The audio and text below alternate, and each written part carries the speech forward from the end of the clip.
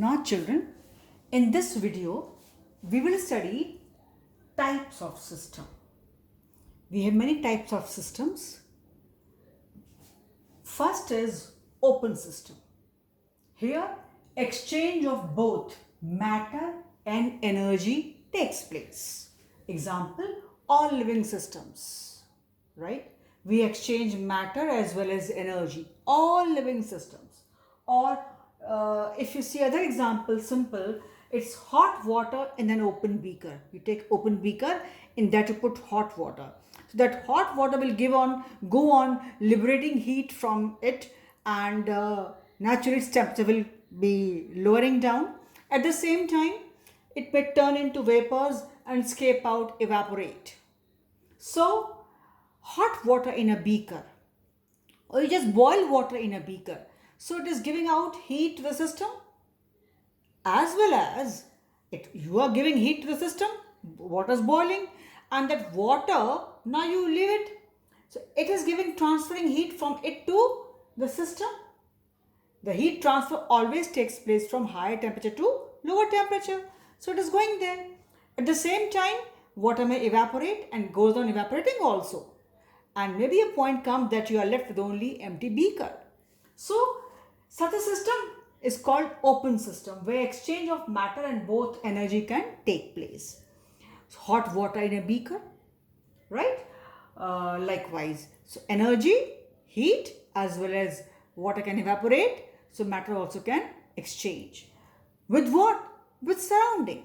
So here the exchange of both matter and energy takes place with surrounding. Okay children, nobody will ask you as such, but one can give you a filler that in an open system both exchange of energy and mass takes place, true or false or whatever. So you just prepare yourself on those lines. Otherwise they will not say what is an open system, define that. No. So you need to understand these terms. These terms are there to understand. If at all they are asked in any form, you should be able to answer. So example, all living systems, they all are open systems, or say hot water in an open beaker. So I told you how it can give out heat, energy, as well as it can evaporate the whole water. So both exchange can take place. Next is closed system. I just wrote in very short, children. Only energy exchange takes place.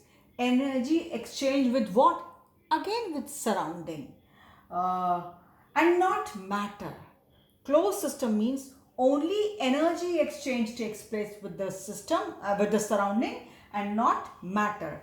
Example, hot water in a closed metallic container. You had a metallic container in which you had put hot water. You had a metallic pan. In that you heated water and the pan is closed. So what will happen? You leave it aside. So gradually water through the walls of that container will be releasing heat outside to the surrounding where temperature is lower. So energy change will take place, but since it is tightly closed, so matter will not be exchanged. Matter cannot come out of that system. Matter cannot be exchanged with the surrounding. So it is simply hot water in a closed metallic container, or say glass bottle. Suppose you had heated water in any container and you poured it in glass bottle, and you have put the lid tightly and kept on the dining table, and come back after 2 hours or 1 hour. That boiling water hot which you had filled in that beaker, the temperature has gone down. Although water is intact till the level, because the lid is tight. So no exchange of matter has taken place with the surrounding. But the water which was that hot in the beginning is not that hot, and maybe it is very much at normal temperature. So means heat has gone. Where has gone? To the surrounding. So only energy change could take place, but not the matter. Then we come to isolated system. Here, neither energy nor matter exchange with surrounding. I did not say take place and all. I just wrote few words. Here, neither energy nor matter exchange with surrounding takes place. I did not write takes place, because we should have the minimum words. So neither energy nor matter exchange with surrounding. You take anything in thermos. You keep you put your tea or coffee in thermos, right? So what happens?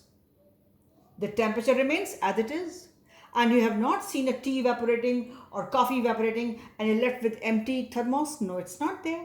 So tea in thermos flask, right? Normally we say it's thermos.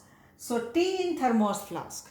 You keep it, you keep tea or coffee or even ice cubes, whatever you want, whichever way you want. Either you want to store ice cubes in that, you want to have very chilled water in a thermos, or you want to have tea or coffee, you want to have soup. Whatever temperature you had kept maintained for that, it remains as it is, and the matter also is not going anywhere.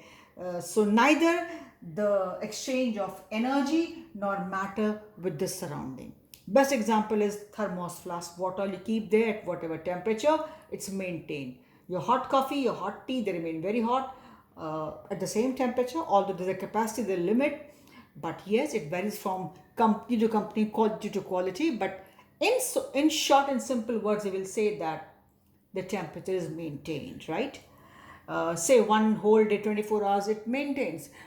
If it is good quality, maybe it is 30 hours it maintains.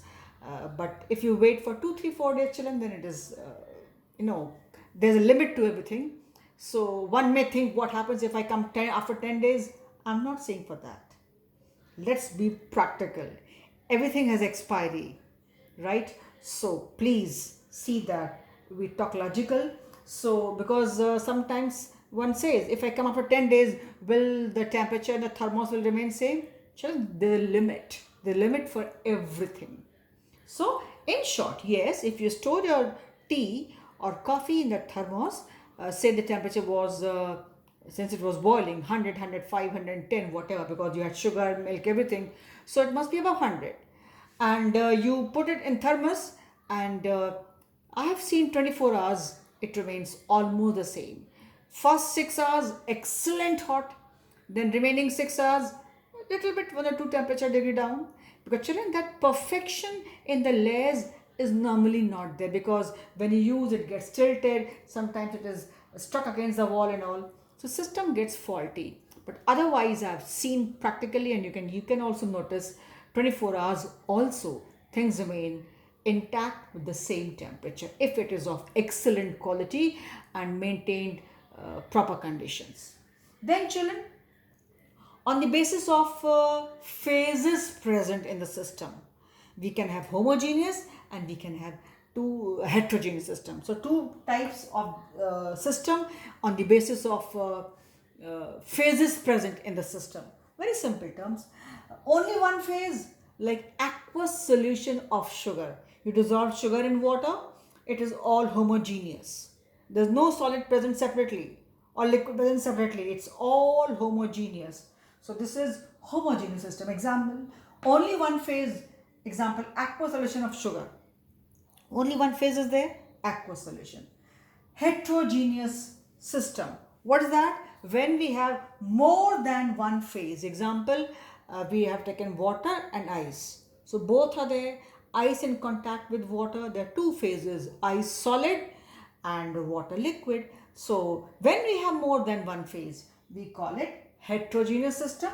When we have only one phase, we call it homogeneous system. So we have seen today here types of systems. One, we had seen terms, what is system, what is surrounding, and what is boundary. And now we have seen types of systems. These were on the basis of exchange of matter and energy.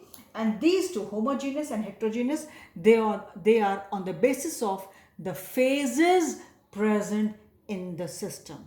If one phase throughout, it is homogeneous. If more than one phase, means two phases or three phases are there, liquid, solid, gas, all three phases are there, then we call it heterogeneous. Or ice in contact with water is also heterogeneous, means here you will have at least two phases. So very simple things, but yes, we had to revise, we had to again see to these, because these will be used in this term So when I say open system, closed system, isolated system, so you should know what does it mean. So I think it is simple, and this is all for this video, and I hope all for today.